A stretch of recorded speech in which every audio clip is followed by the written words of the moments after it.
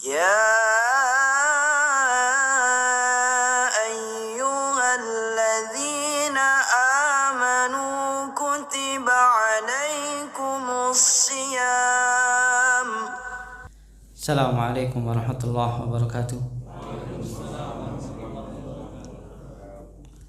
إن الحمد لله نحمده ونستعينه ونستغفره ونعوذ بالله من شرور أنفسنا ومن سيئات أعمالنا. من يهده الله فلا مضل له ومن يضلل فلا هادي له. وأشهد أن لا إله إلا الله وحده لا شريك له وأشهد أن محمدا عبده ورسوله صلى الله عليه وعلى آله وصحبه وسلم تسليما كثيرا. يا أيها الذين آمنوا اتقوا الله حق تقاته ولا تموتن إلا وأنتم مسلمون.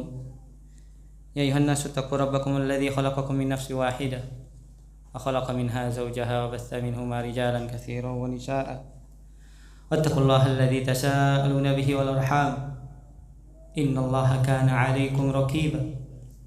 يا أيها الذين آمنوا اتقوا الله وقولوا قولا سديدا يصلح لكم أعمالكم ويغفر لكم ذنوبكم ومن يطع الله ورسوله فقد فاز فوزا عظيما.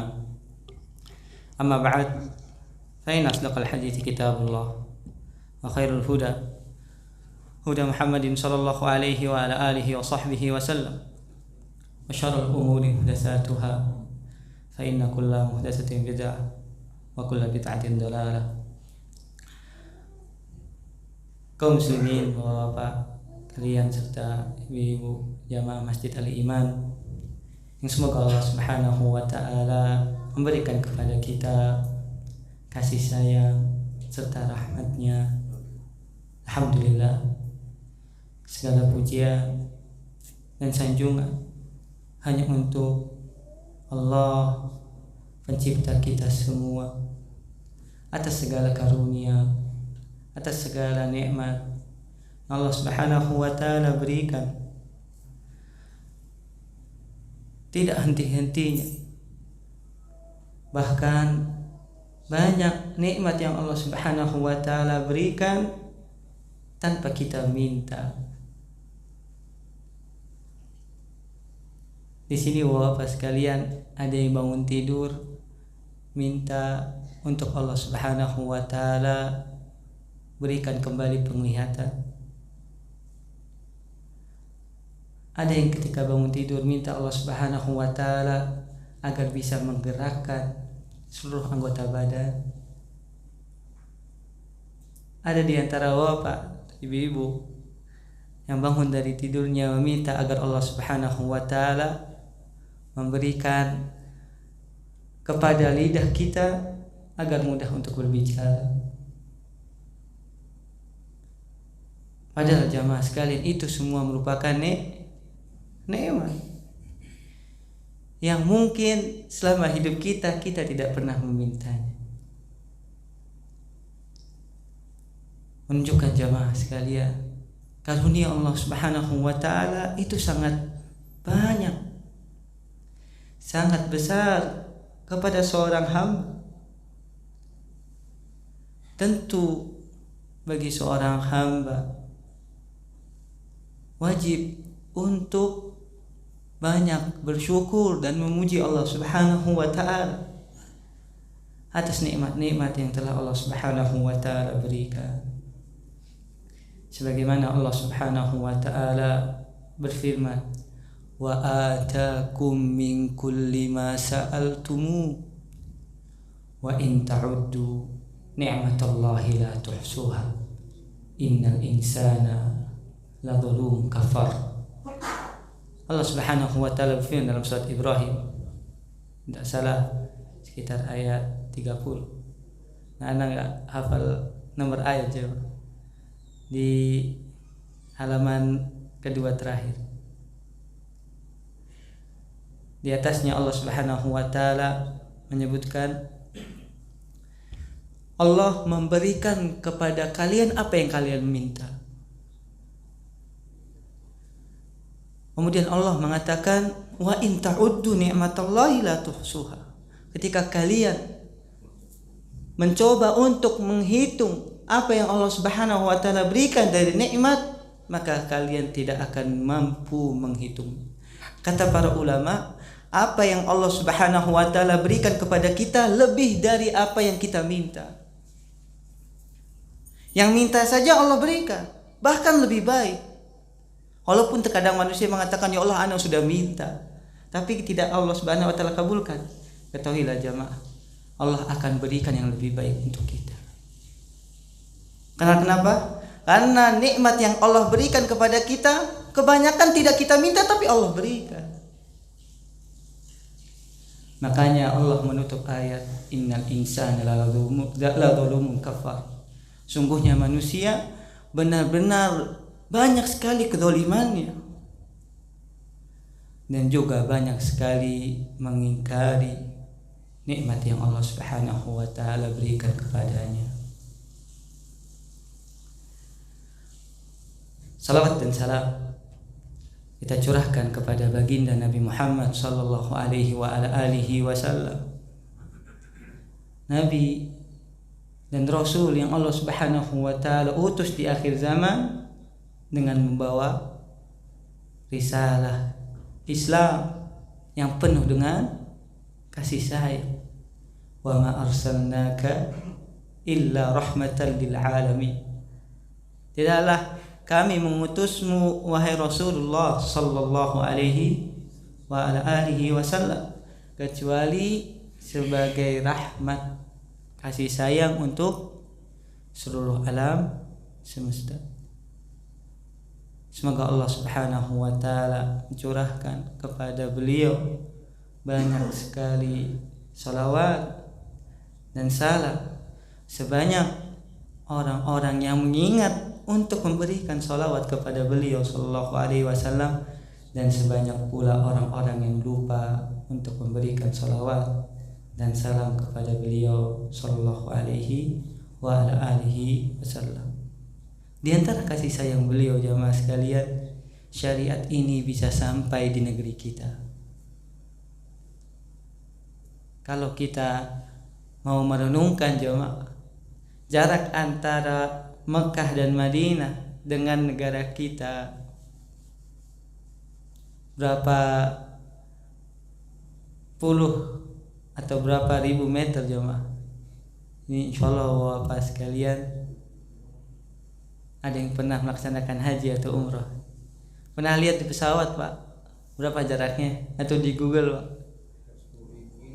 Ahsan Pak, benar, 10.000 kilometer.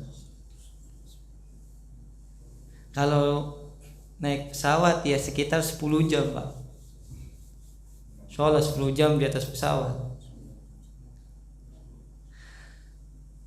Kalau kita membayangkan, dahulu belum ada teknologi, dahulu belum ada internet, informasi terbatas. Tapi Masya Allah jemaah sekalian, karena Allah Subhanahu wa ta'ala kemudian bagaimana semangat Nabi SAW mendakwahkan, begitu juga para sahabat Rasulullah SAW, itu Islam sampai ke negeri kita. Bahkan yang lebih membuat kita terkagum jamaah, sampai sekarang kita masih masuk rekor kaum muslimin terbanyak di dalam satu negara. Bayangkan, terpisah jarak, akan tapi jamaah sekalian, Masya Allah, penduduk muslim terbanyak dalam satu negara adanya di mana? Negara kita.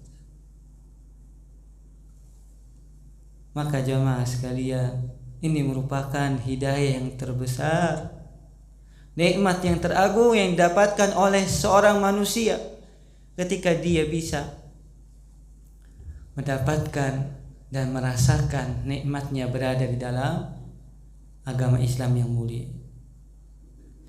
Di antara bentuk kasih sayang Allah Subhanahu wa ta'ala kepada seorang hamba jemaah sekalian, Allah memerintahkan kepada kita banyak sekali perintah. Dan ketahuilah, perintah Allah Subhanahu wa ta'ala itu untuk kebaikan kita. Benar gak Pak?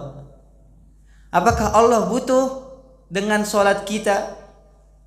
Allah butuh dengan puasa kita? Allah Subhanahu wa ta'ala butuh dengan zakat dan haji kita serta amal-amalan soleh yang lainnya? Betul gak Pak? Kita semua yang butuh terhadap apa saja yang Allah Subhanahu wa ta'ala perintahkan. Karena Allah ketika memerintahkan, pahami dalam hati kita jamaah sekalian, yakini dalam sanubari kita bahwasanya pasti mendatangkan kebaikan untuk kita. Dan setiap larangan yang Allah Subhanahu wa ta'ala larang, pasti di dalamnya ada sesuatu yang membuat kita celaka, yang mengandung keburukan.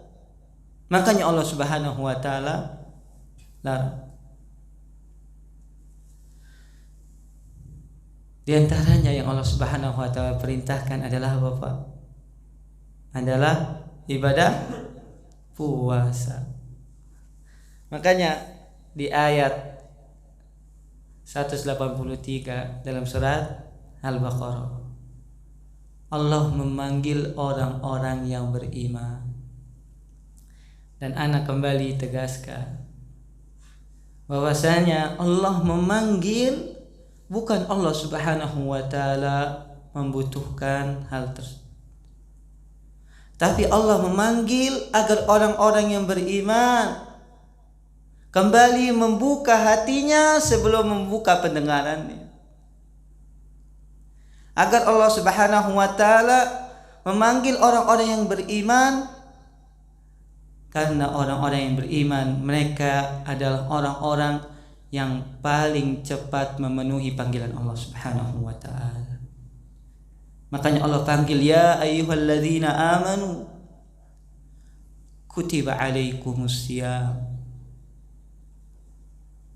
telah diwajibkan bagi kalian apa Pak? Puasa. Tapi Pak,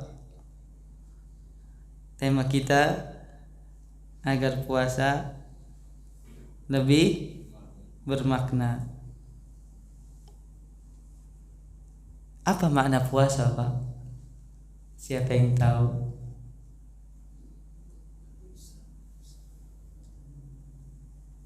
Siapa yang tahu makna puasa? Menahan dari sesuatu yang membatalkan, dari mulai terbitnya waktu fajar sampai terbenamnya matahari dengan niat ibadah. Baik. Puasa menahan. Jamaah sekalian, kenapa kita menahan? Ada minuman dan makanan di hadapan kita. Kenapa kita menahannya? Kenapa Pak? Atau ibu-ibu mungkin ada yang jawab? Karena apa? Karena berpuasa. Iya berpuasa. Cuman kenapa Bu? Kenapa Pak? Karena itu yang dilarang oleh Allah Subhanahu wa ta'ala saat kita sedang. Berarti kita tidak makan dan minum karena Allah. Coba Bapak Ibu kita memahami makna ini. Kita menahan makan dan minum serta berhubungan, dan ini 3 hal yang paling kita ketahui pembatal dari puasa. Padahal jamaah sekalian, tidak ada tulisan di rumah kita dilarang makan dan minum, benar gak Pak? Rokok juga ya? Dilarang merokok juga? Gak ada kan Pak? Atau istri kita tulisannya ada dilarang mendekati atau berhubungan. Ada nggak Pak? Padahal makan dan minum Masya Allah ada di depan kita. Tapi kita tidak melakukannya karena Allah Subhanahu wa ta'ala melihat apa yang kita lakukan.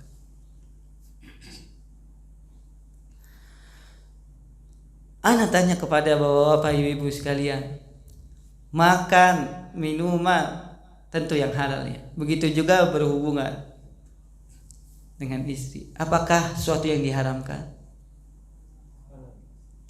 Halal enggak, Pak? Halal. Tapi ketika sedang berpuasa kita tidak melakukannya. Padahal itu halal.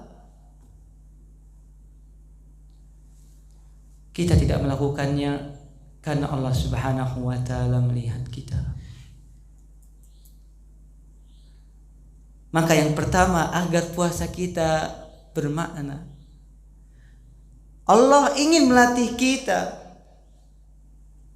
selama sebulan untuk kita belajar bahwasanya Allah Subhanahu wa ta'ala melihat apa yang kita lakukan. Entah kita sedang bersendirian atau kita berada di depan khalayak dan juga keramaian. Ada yang puasa di sini berani Pak ngumpet di toilet atau di kamar, dia kunci pintunya kemudian dia makan, dia minum Pak. Nah, anak dia tahu dia sedang berpuasa. Kalau anak kecil takut dilihat sama orang tuanya, makanya kalau kulkas pagi-pagi siang nggak ada orang tuanya, wah bisa dibuka Pak.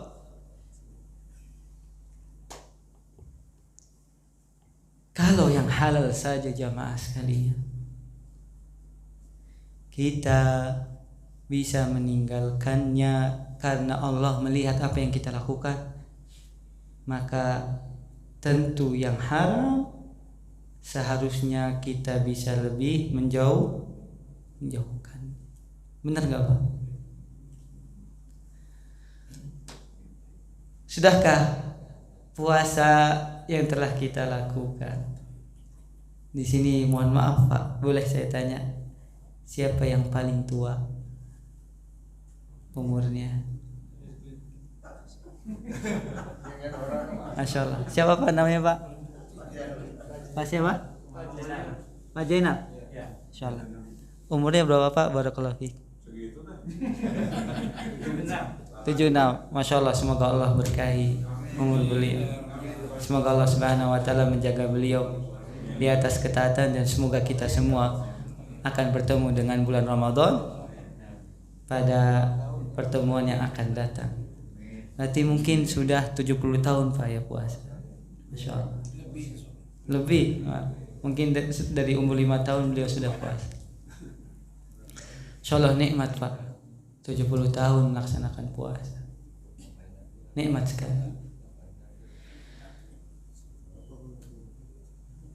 Ini bukan pertanyaan untuk Pak Zainal, tapi untuk kita semua, dan jawabannya tolong dijawab di dalam diri sendiri. Sudahkah makna puasa itu berada di dalam hati kita tentang bagaimana semua perbuatan yang kita lakukan Allah Subhanahu wa ta'ala lihat? Sudahkah makna puasa ketika kita bisa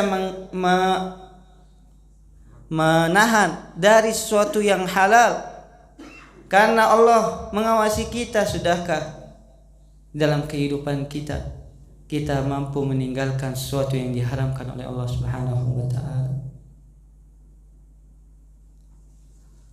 Atau puasa kita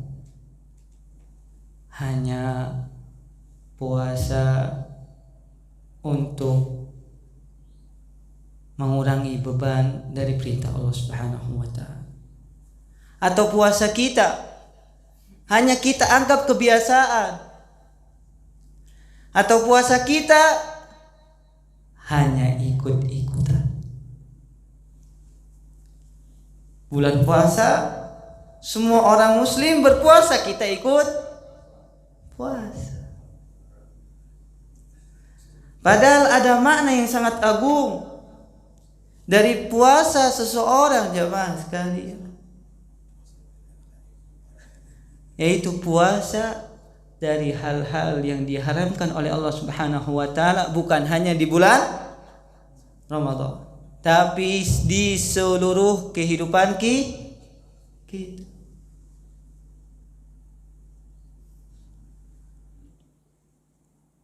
Kalau sudah kita memaknai puasa seperti itu, jamaah, demi Allah, kita akan merasakan puasa yang berbeda daripada tahun-tahun sebelumnya.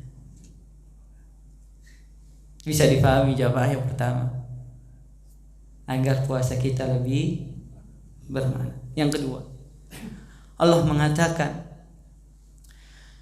kutiba alaikumus syiyam kama kutiba alal ladzina min qablikum la'allakum tattaqun. Coba diberi garis bawah, la'allakum tattaqun, agar kalian bertakwa.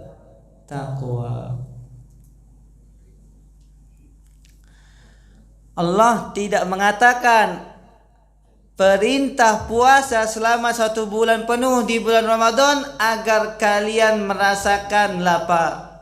Kalau dalam bahasa Arab, la'allakum taju'un, agar kalian merasakan lapar. Apakah seperti itu Allah berfirman, Pak? Atau la'allakum ta'tishun, agar kalian merasakan dahaga.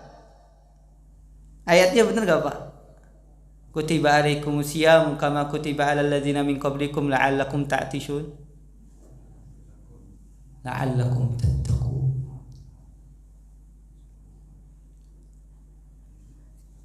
Ini ana dapat faedah dari Syekh Al-Albani rahimahullahu taala. Beliau mengatakan, di antara perkara yang banyak sekali dilupakan oleh manusia ketika berpuasa adalah mereka melupakan hikmah yang Allah Subhanahu wa taala tanamkan di dalam ibadah puasa. Agar apa, jamaah?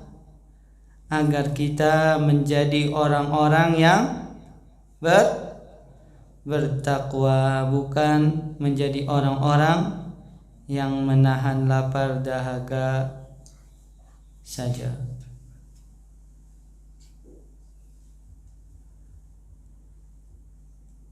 Ketakwaan, kalau seandainya jamaah, kalau seandainya seluruh, nggak perlu dunia, kaum muslimin di Indonesia saja, ketika nanti bertemu dengan bulan Ramadan, mereka memahami dua kalimat ini, dua kata ini, la'allakum tattaqun, agar kalian bertakwa. Ketika difahami kemudian diamalkan, maka Allah Subhanahu wa taala akan menjadikan Indonesia ini menjadi negara yang penuh dengan keberkahan. Benar enggak, Pak? Sekarang sedang langka apa, Bu?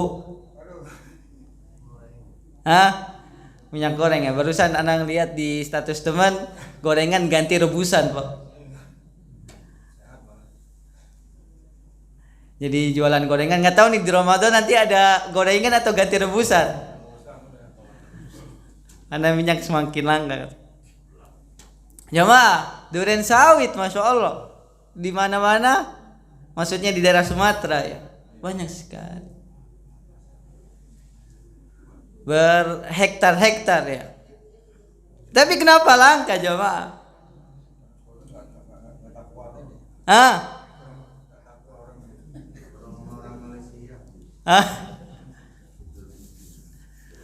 Kenapa, jamaah?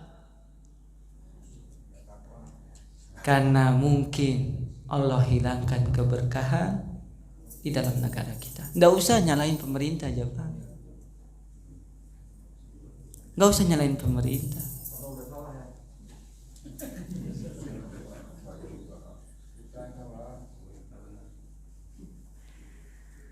Coba kita introspeksi diri kita. Seorang muslim yang cerdas jangan pernah menyalahkan orang terlebih dahulu. Coba introspeksi kita. Sudahkah kita benar-benar menjadi hamba Allah Subhanahu wa taala yang bertakwa? Atau kita hanya bisa menyalahkan orang lain, tapi diri kita seolah-olah tidak pernah merasa bersalah.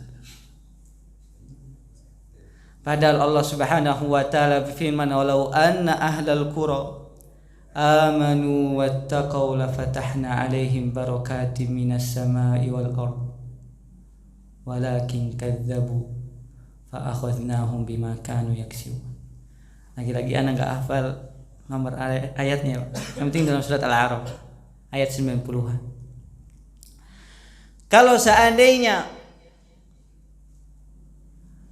penduduk sebuah negeri atau sebuah wilayah amanu, mereka beriman, tentu keimanan bukan hanya ucapan. Karena berapa orang atau berapa banyak mereka mengatakan saya beriman, tapi kenyataannya mereka belum beriman. Wattaqau, dan bertakwa. Jamaah, Allah berfirman dalam ayat yang lain, ya ayyuhalladzina amanu taqullaha haqqa tuqatih. Wahai orang yang beriman, bertakwalah kepada Allah dengan takwa yang karena takwa tidak hanya sebuah ungkapan atau sebuah nama dalam masjid, ya Masjid At-Taqwa, atau sebuah ungkapan di dalam penamaan-penamaan. Ketakwaan adalah baju yang dikenakan oleh seorang muslim yang akan membuat dia bertambah mulia. Haqqa tuqati, dengan sebenar-benarnya takwa. Apa itu makna takwa, jemaah? Apa Pak makna takwa?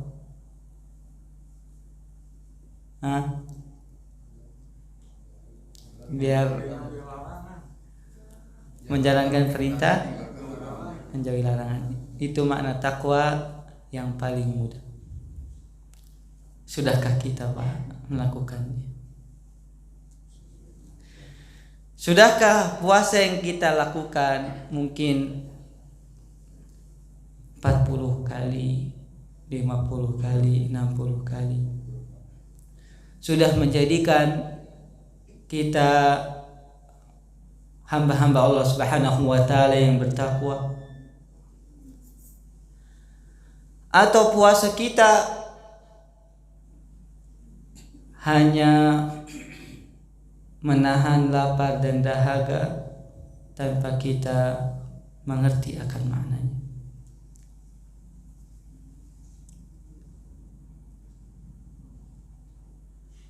Memulai menahan lapar dan dahaga dari waktu subuh. Sekarang subuh jam berapa? 4:30 sampai jam 6. Ada mungkin 12 jam lebih, setengah jam ya, setengah lima 13 jam ya, 13 jam setengah.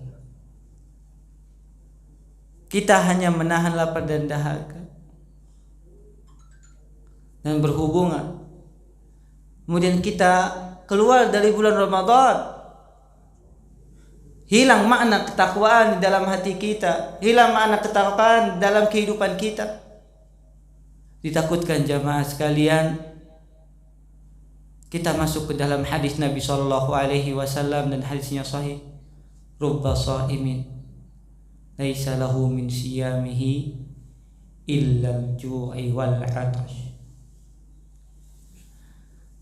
Berapa banyak dari orang yang berpuasa,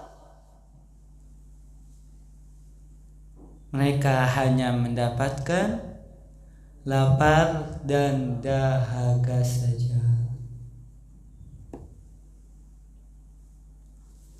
Anak puasa, Masya Allah, jadi lapar, jadi haus, jadi lemas.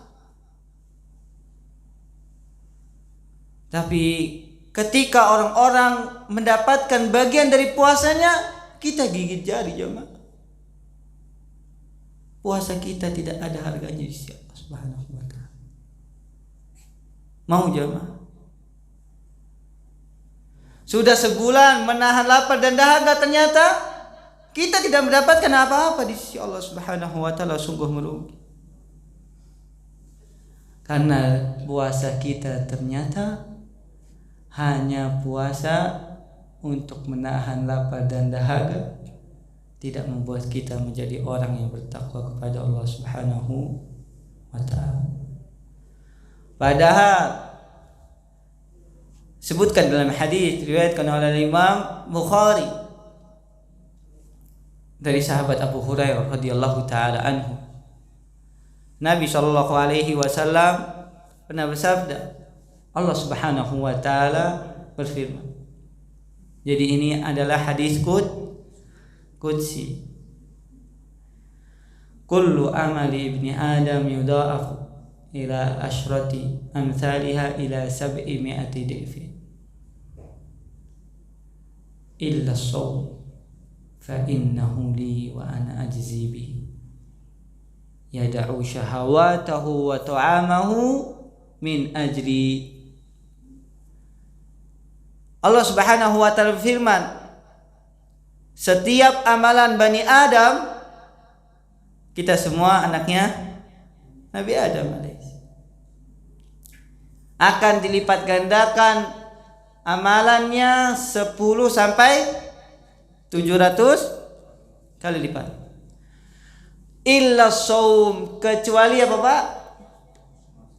Puasa. Apa lafadznya diberi garis bawah, puasa, bukan menahan lapar dan dahaga. Kecuali apa? Puasa yang benar-benar puasa.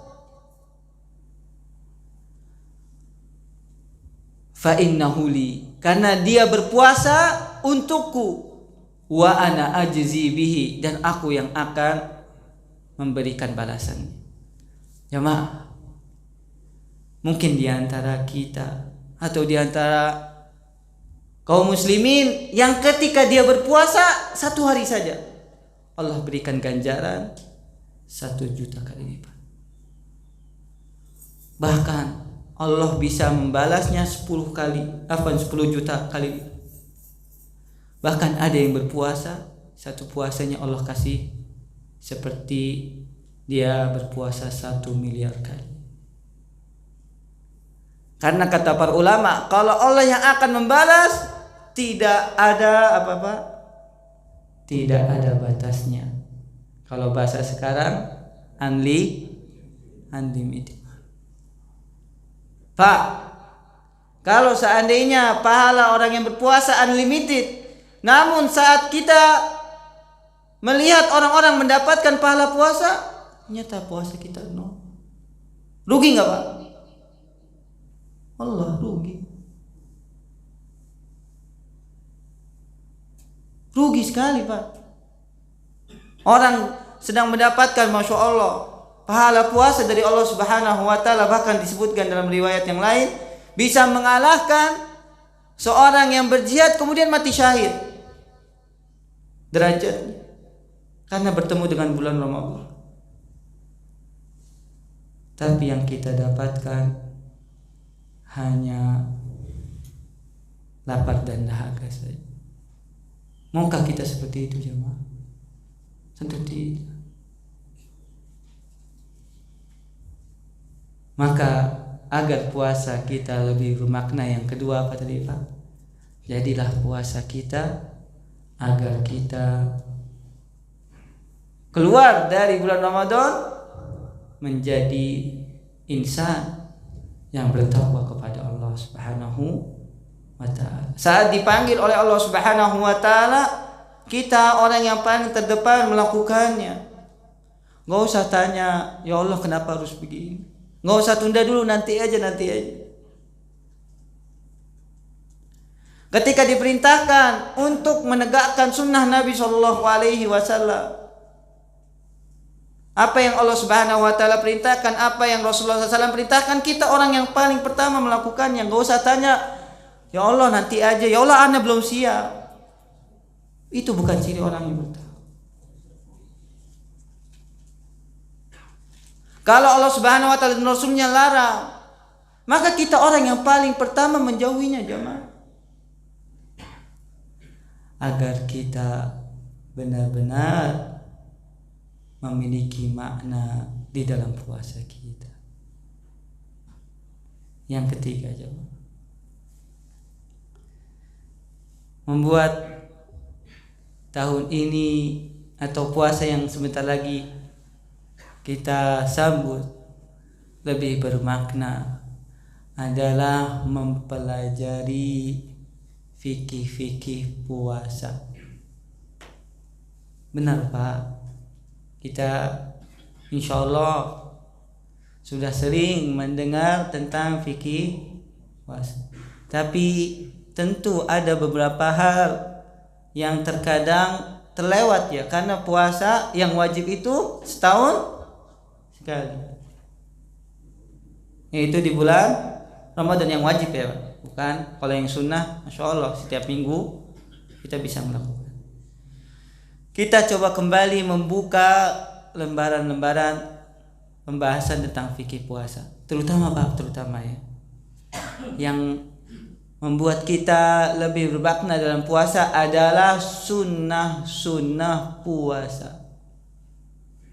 Maksudnya sunnah yang dilakukan oleh orang yang berpuasa, bukan puasa sunnah, tapi sunnah yang dilakukan oleh orang yang sedang berpuasa, agar puasa kita lebih bermakna dan pahalanya lebih sempurna.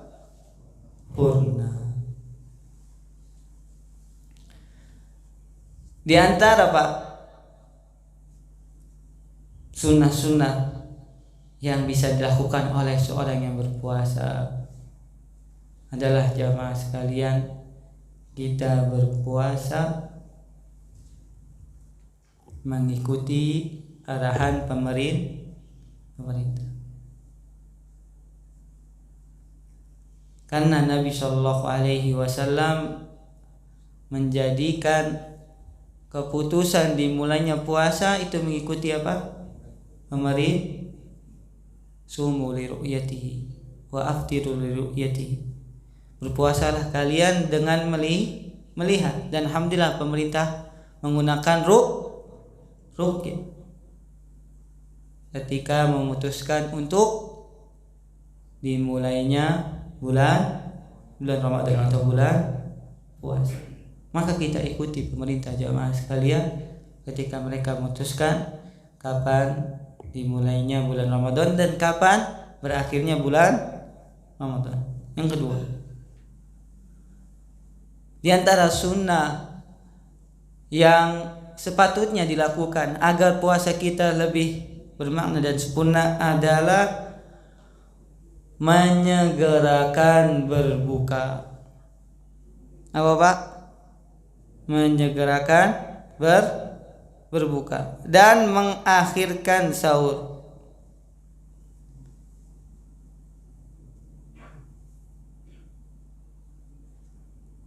Dan mengakhirkan sahur.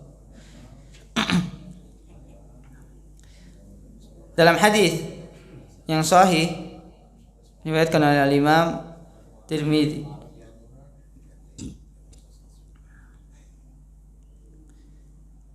Nabi Shallallahu Alaihi Wasallam bersabda, "La tazalu ummati bi khairin ma ajjalul fitr." Wa fi riwayah wa akhirus sahur. Senantiasa umatku berada di dalam kebaikan ketika mereka menyegerakan berbuka dan mengakhirkan sahur.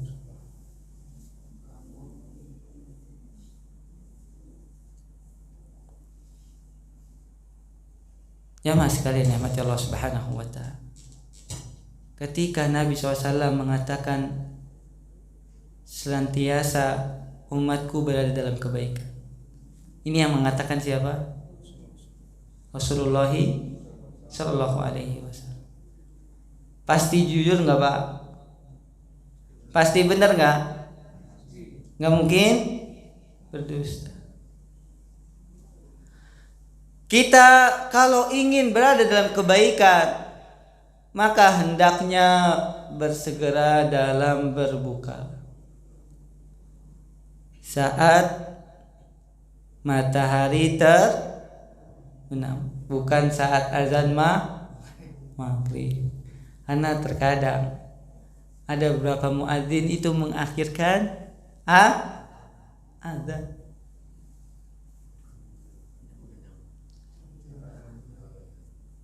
Alhamdulillah sekarang sudah dimudahkan dengan waktu apa Pak? Waktu-waktu yang tertulis di mana? Tempel di masjid atau yang sekarang bisa di-download ya. Waktu kapan maghrib itu datang. Maka jangan nunggu azan Pak. Kalau sudah masuk waktu, antum buka. Walaupun muadzin, karena biasanya dia juga makan dulu. Bener Pak? Kasihan masa mau azan belum makan atau belum minum. Maka antum jangan tunggu azan dulu. Nunggu apa tulisannya, misalnya sekarang maghrib 18 berapa? Lewat 5 ya, kalau salah. 18.05 di jam antum udah langsung buka. Nggak usah nunggu, belum azan. Ana sudah masuk waktu maghrib. Oh, jam kecepatan gimana? Enggak boleh. Jam kan beda-beda ada yang mana.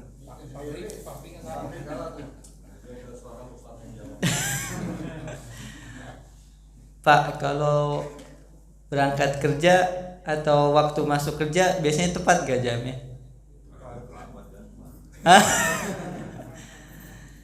Insya Allah secara umum Pak, jam di rumah kita tepat, kecuali mungkin ada yang sengaja 10 menit misalnya dicepetin biar kalau buru-buru masih kelihatan ternyata 10 menit lebih cepat. Tapi pada asalnya jam kita semuanya sama, apalagi di HP ya, dia langsung internet itu biasanya tepat.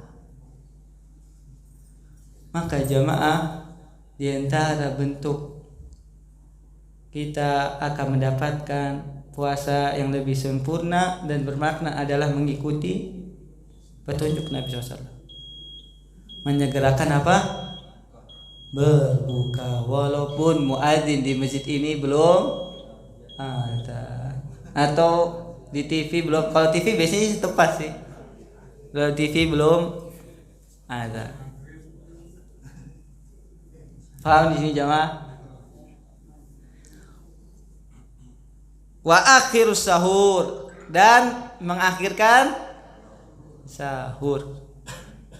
Anas bin Malik radhiyallahu taala anhu dalam hadis yang sahih disebutkan ketika ditanya kapan waktu Nabi sallallahu alaihi wasallam itu bersahur.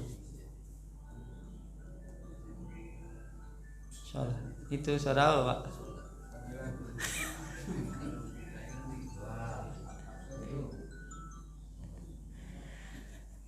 Udah selesai kan kajian ini Pak? Udah masuk syuruk ya? Tapi ini terakhir. Diakhirkan sahur. Tadi sampai ke Anas ya. Kapan Nabi SAW itu makan sahur? Ini Nabi SAW Pak. Siapa? Nabi. Tuntunan kita semua. Kata Anas bin Malik, qadra 50 ayat.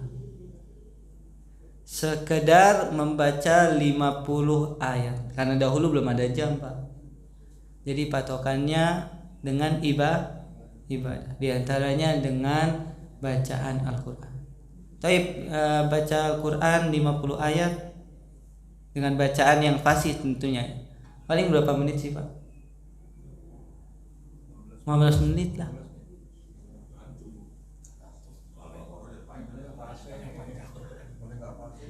Ya maksudnya ayat ini ayat yang standar lah Pak, 1 atau 2 baris lah.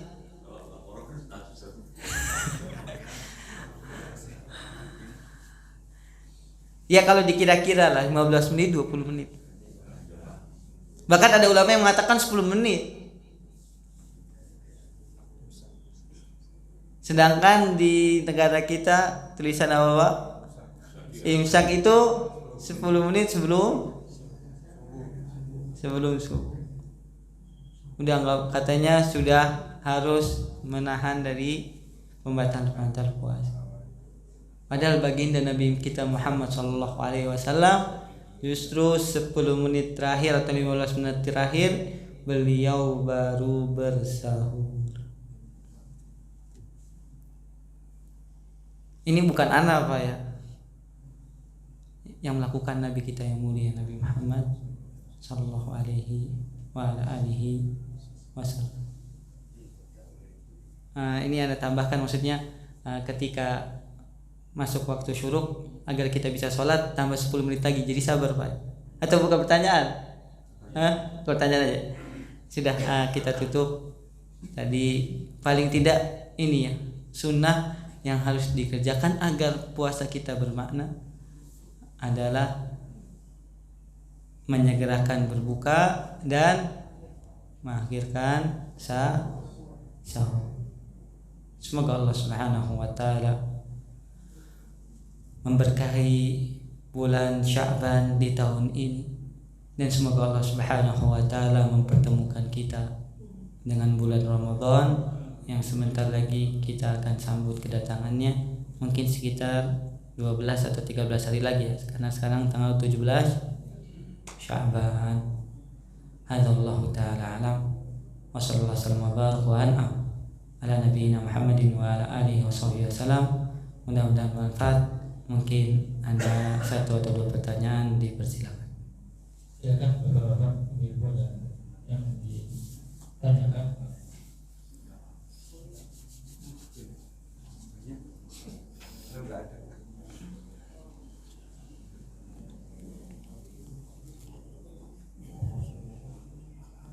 Ada Pak Haji Mustafa.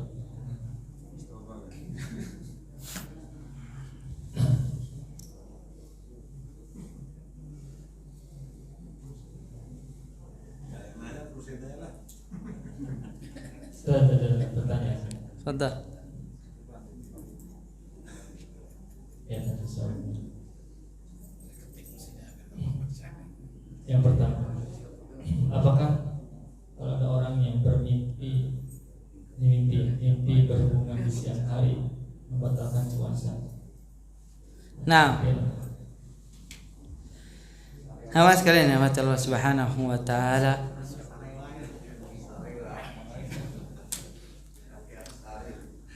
bermimpi basah ya di siang hari bulan Ramadan, kata para ulama tidak membatalkan puasa. Kenapa jamaah? Walaupun keluar,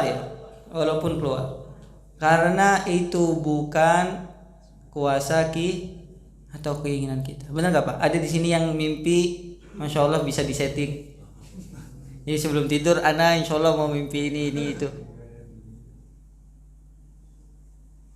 Mimpi adalah apa yang Allah Subhanahu wa taala tanamkan dalam pikiran tanpa manusia bisa mengelaknya, benar enggak Pak?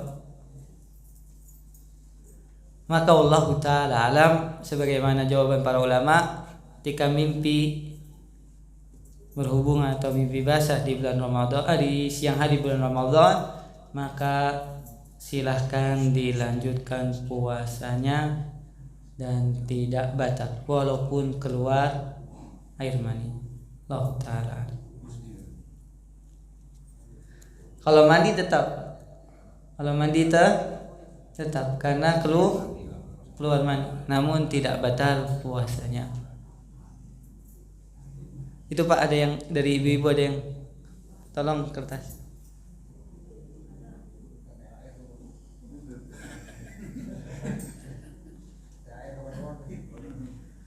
Yang nomor dari ibu, Nah, bagaimana cara penyelenggaraan tarawih yang sesuai dengan sunnah? Masya Allah. Untuk tarawih sesuai sunnah jamaah sekalian, Benar nih, sesuai sunnah. Tanyanya sesuai.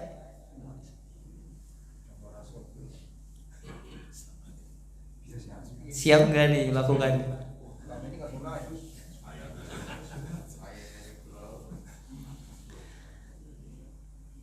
Mohon maaf, tapi ini yang disebutkan oleh Aisyah radhiyallahu taala anha. Kata Aisyah radhiyallahu taala anha, "Ma zada salatun Nabi SAW fil lail 11 rakaat.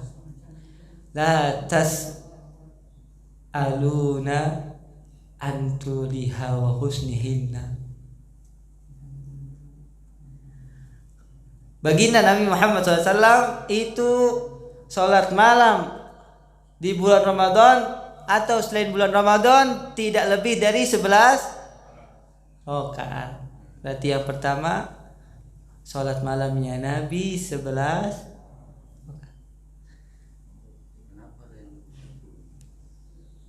Insyaallah di sini berapa? 11. Masuk yang kedua. Jangan tanya panjang dan bagusnya.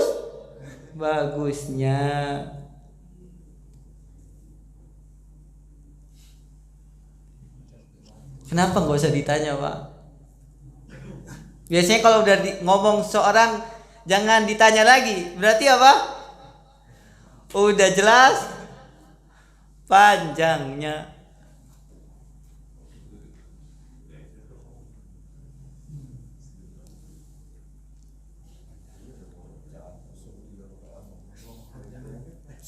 Dalam riwayat yang lain, agar bisa menjadi gambaran Pak tentang panjangnya sholatnya Nabi Shallallahu Alaihi Wasallam yang 11 rakaat. Dalam hadis diriwayatkan oleh Bukhari, hadis yang cukup panjang. Dalam petikan disebutkan Nabi SAW sholat di Masjid Nabawi. Ketika itu para sahabat sedang berada di masjid atau sebagian berada di rumah, melihat Nabi SAW sholat. Nabi nggak ngajak, jadi para sahabat yang ikut Nabi SAW sholat. Maka di malam pertama Pak, dari habis Isya sampai pertengahan malam, sampai jam berapa Pak? Jam 12. Kan tadi nanyanya sunnah. Ini hadisnya Sahih Bukhari Pak, bukan ana loh, bukan dari ana sendiri. Silakan dilihat di Sahih Bukhari di kitab Sholatul Lail. Kemudian malam berikutnya jamaah Nabi sholat lagi. Kalau kita Pak, masya Allah, sudah mungkin imamnya sendiri yang sholat, tapi beda Pak. Ini zaman siapa? Zaman sahabat justru lebih ramai lagi Pak. Malam kedua Nabi SAW sholat sampai 2/3 malam. Jadi sampai jam 2 lah, jam 1. Ya taruhlah jam 2.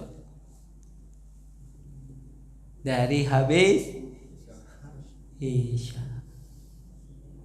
Ini sholat tarawih ya.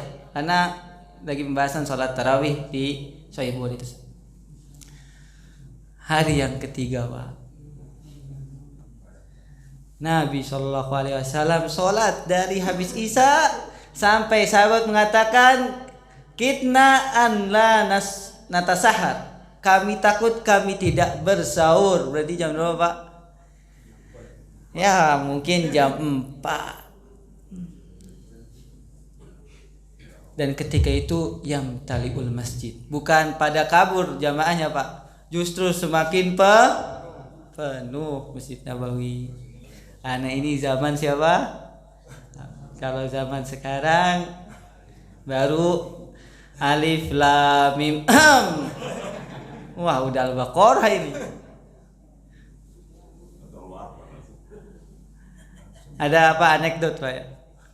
Itu Al-Baqarah sapi. Apalagi kalau baca Al-Fil katanya lebih panjang lagi.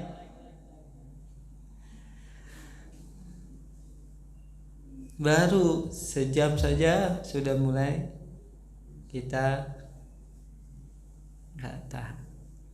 Ini katanya nanya Sun, di hari keempat benar-benar membludak masjid, nggak bisa menampung lagi. Tapi Nabi SAW tidak keluar. Kenapa? Takut diwajibkan. Kalau diwajibkan, habislah kita, Pak. Bener gak? Kita tiap malam dosa. Anak sholat malamnya Nabi. Tapi kata para ulama, la yudraku kullu la yudraku jullu. Kalau kita tidak bisa melakukan secara sempurna, jangan ditinggalkan. Ya, karena kita semuanya berada dalam keimanan yang tidak sebesar imannya para sahabat. Nggak apa-apa lah Pak, 11 rakaat, tapi jangan buru-buru.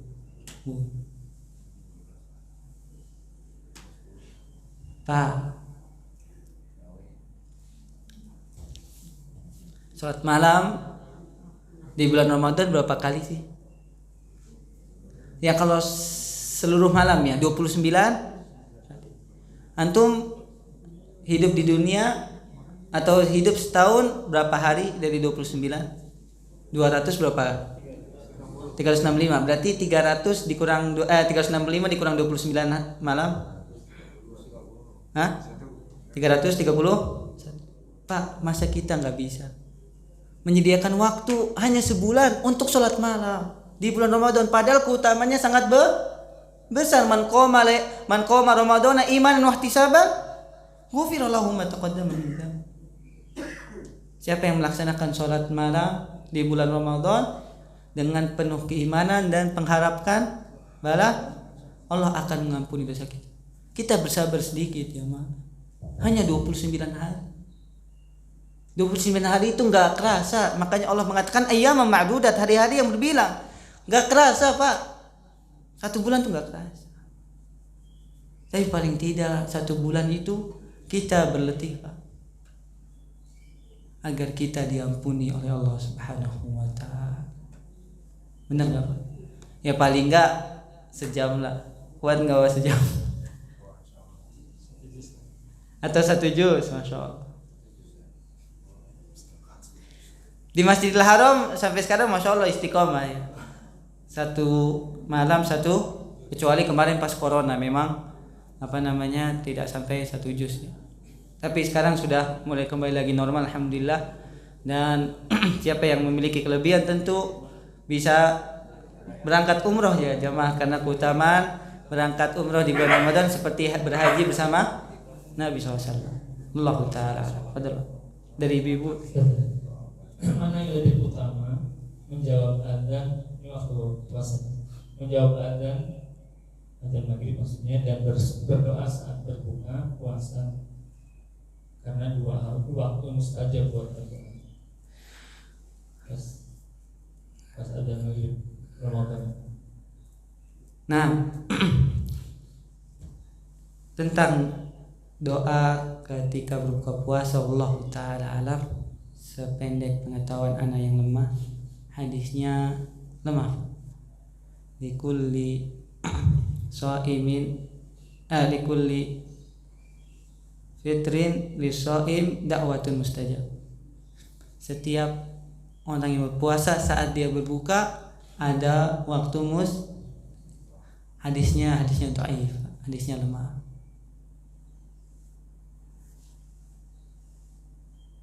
Yang lebih kuat Allah Ta'ala alam berdoa saat dia masih dalam keadaan puasa.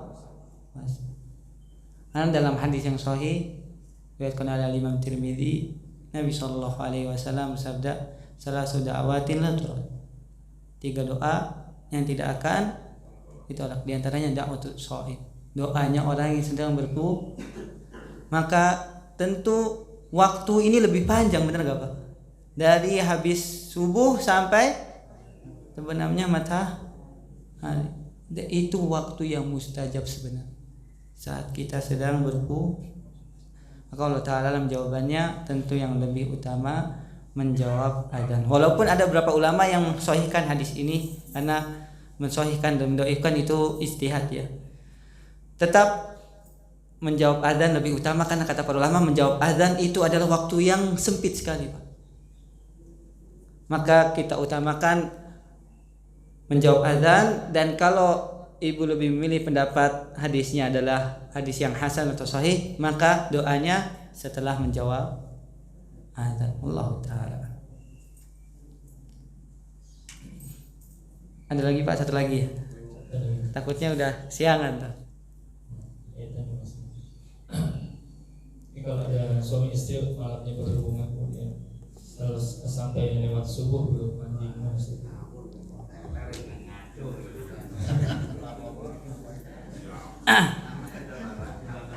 gimana Pak? Puasanya batal nggak?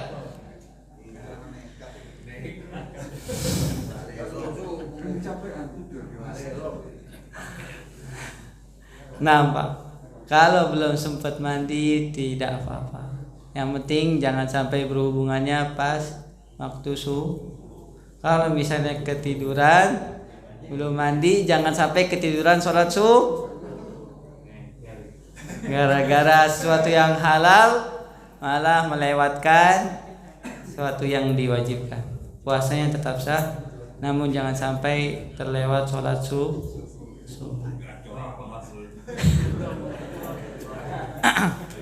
Allah Ta'ala alam, sallallahu alaihi wasallam, barakwan ala nabiyina Muhammadin wa ala alihi wasallam. Jazakumullahu khairan kepada DKM yang sudah mengundang ana untuk mengisi kajian ini, dan jazakumullahu khairan kepada jamaah sekalian, bapak ibu yang sudah hadir. Semoga Allah Subhanahu wa taala memberikan kepada kita ilmu yang manfaat. Hadza wallahu ta'ala alam. Subhanallah wa bihamdika asyhadu an la ilaha illa anta astaghfiruka wa atubu ilaik. Assalamualaikum warahmatullahi wabarakatuh. Ya mas sekalian, sebelum ditutup ada informasi bahwa salah satu ustadz kita yang memang mengisi kita di bulan yang lalu, Ustadz Yudi Abu Yahya, beberapa hari kemarin mendapat musibah kecelakaan di perjalanan menuju kampung di satu keluarga. Memang kita belum dapat informasi kondisi terakhirnya seperti apa, tapi kita tentu berharap dan berdoa mudah-mudahan Ustaz Yudi sekeluarga Allah lindungi ya, dan walaupun ada yang harus dirawat sakit segera Allah berikan kesembuhan beliau dan keluarganya insyaallah. Amin. Kita masih nanti mencari lagi informasi kondisi terakhirnya, tapi memang kalau sekilas lihat kecelakaan ini memang cukup parah sampai mobilnya terbalik kalau di gambaran yang disampaikan. Sekali lagi mudah-mudahan Allah lindungi Ustaz Yudi dari bahaya yang lebih. Itu kita semua tentu berharap agar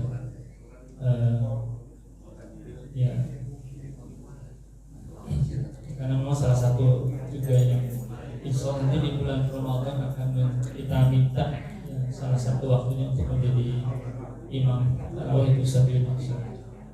Ya, nanti saya mudah-mudahan dan ini saya mohon maaf. Insya Allah kita akan lanjutkan kajian kita di ahad yang akan datang. Ya, dan ini pertemuan nanti ke bulan pekan keempat itu terakhir sebelum Ramadan, insya Allah masih berjalan.